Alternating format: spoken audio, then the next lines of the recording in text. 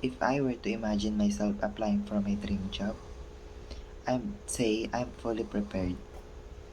My ability to quickly process information, adapt to various contexts, and engage in dynamic conversation would make me a strong candidate.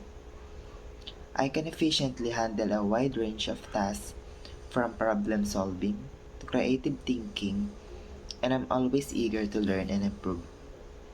My skills are already honed, and I'm ready to take on challenges with confidence.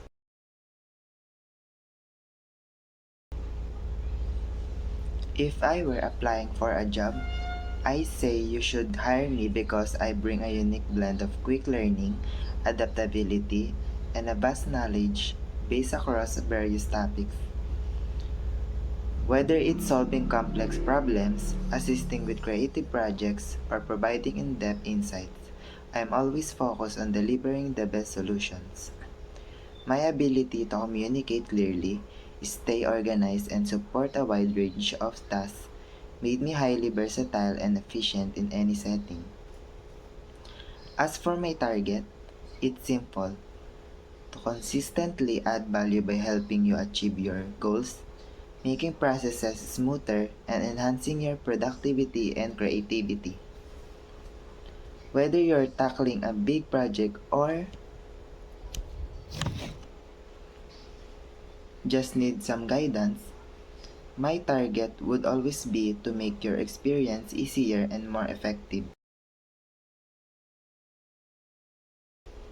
To contribute to gender equality and inclusivity, I would encourage open discussion about these topics to raise awareness and promote understanding.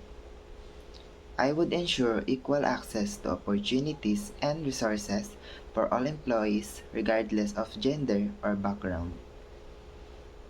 By championing diverse voices, I would create platforms for everyone to share their ideas and feedback. I would foster a collaborative environment where diverse perspectives are valued and contribute to innovation. Additionally, I would actively participate in training to stay informed on best practices for promoting inclusivity.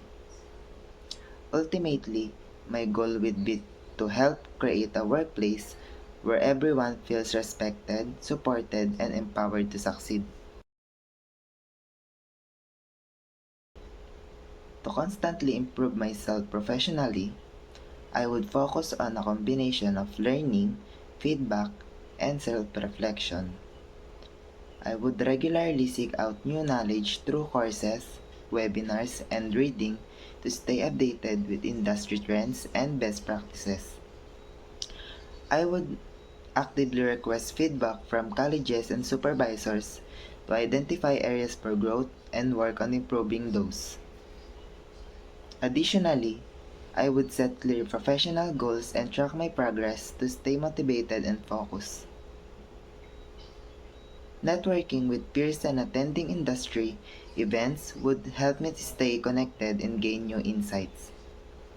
Finally, I would prioritize time management and adaptability to handle challenges efficiently and grow my skill set in different areas.